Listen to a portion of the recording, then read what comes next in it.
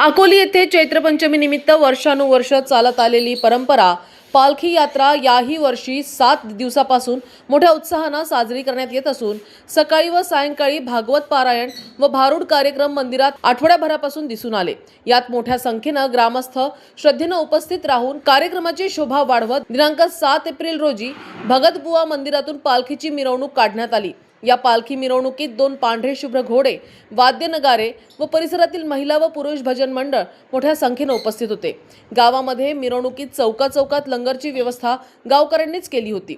लक्ष्मी मातेच्या मंदिरात दहीहंडी कार्यक्रम करण्यात येतो। विशेष म्हणजे या दिवसाला गावातील गेलेल्या मुली आजच्या दिवसाला मोठ्या संख्येने जावयासह उपस्थिती देतात व इतर पाहुणे मंडळी मोठ्या संख्येने गावामध्ये उपस्थित राहतात। प्रत्येक घरोघरी पानगे व आलूवांग्याच्या भाजीचा स्वयंपाक असतो। सायंकाळला दिंडीची सांगता लक्ष्मी माता भगतबुवा मंदिरामध्ये होते।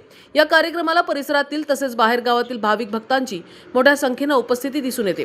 बाहेर ठिकाणावरून आलेल्या पालखी दिंडींना शॉल श्रीफळ देऊन सन्मान करण्यात येतो। मात्र 8 तारखेला भव्य महाप्रसादेचा कार्यक्रम संध्याकाळपासून सुरू होतो। मोठ्या संख्येने गावातील तसेच परिसरातील भाविक भक्तांची महाप्रसाद घेण्यासाठी मोठ्या प्रमाणात गर्दी असते।